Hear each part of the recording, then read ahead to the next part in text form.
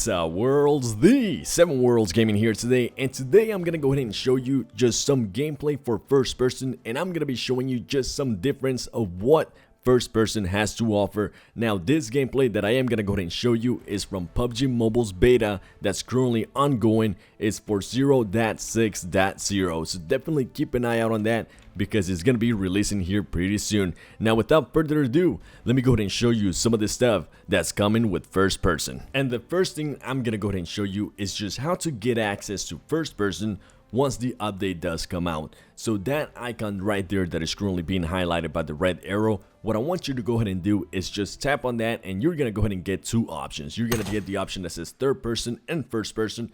Definitely go ahead and select the first person option. Now, in first person, you're gonna be able to play only in classic. You are gonna be able to play solo, duo, and squads.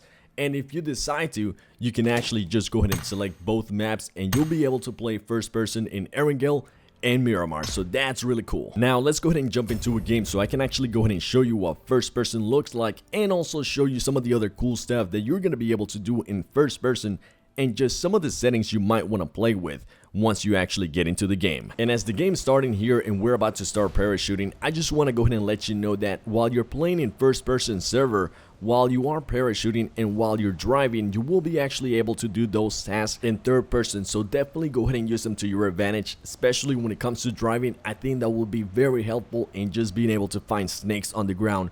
So just a quick little heads up, and I will in the future be doing a tips and tricks on just first person overall. So definitely make sure you are subscribed to the PUBG Mobile channel, and let me know in the comments below from this video, what do you like so far about first person once you're done with the video. And as you land, the screen is gonna go ahead and go straight to first person, and you're more than likely gonna go ahead and look around like I did right here, just wondering, where the hell am I and what's going on with my game? But don't worry, that's definitely what I'm here for. So definitely just get used to the feeling of first person. It runs very smooth, and the best thing is that you can still use the eye icon to actually go ahead and look over your shoulder and be able to spot anybody that might be actually sneaking up on you. Now that you got yourself a weapon, now that you actually got yourself a little bit used to first person, let's go ahead and go into settings so I can actually go ahead and show you the settings I was talking about at the beginning of this video, which is gonna go ahead and determine what kind of playstyle you're gonna go ahead and have in first person mode. Now, once you're in settings, you're gonna want to go down to sensitivity, and once you're in sensitivity, you're actually gonna go ahead and see some options that are completely new and are set just for first person. For example, camera sensitivity free look, that is actually the eye icon, so just go ahead and move that around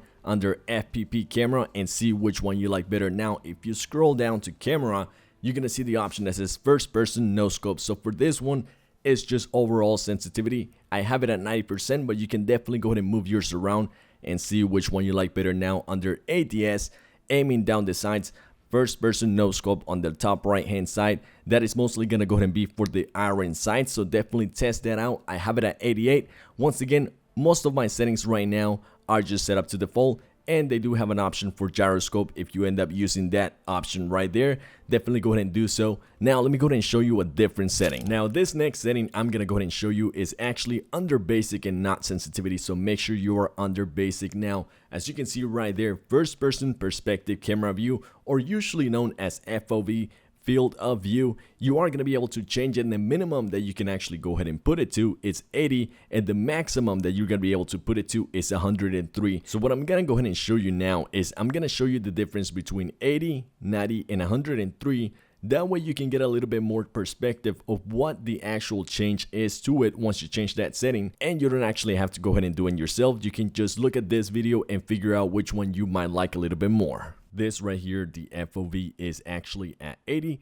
The minimum you can put it at, this one is the middle one, this one is at 90, and the next one I'm about to show you is going to go ahead and be at the maximum, which is 103. So you can definitely see as you go higher on the FOV slide, the higher you go, the more of the map you'll be able to see. But let me go ahead and show you something interesting when you're actually shooting at somebody, and that is that if you have the FOV a little bit too high, the person might actually go ahead and look smaller, so this might actually end up affecting your aim. So definitely keep that in mind, please. And as you can see here so far, I've been changing it between 80, 90, and 103, and you can definitely tell the difference of just pretty much the enemy becoming smaller and smaller as the field of view becomes bigger and bigger. So please keep that in mind. Also, if you for some reason end up missing a lot of shots, definitely just go back to the FOV and mess around with it. This is one of those settings you are gonna have to play around with because it is a catch 99.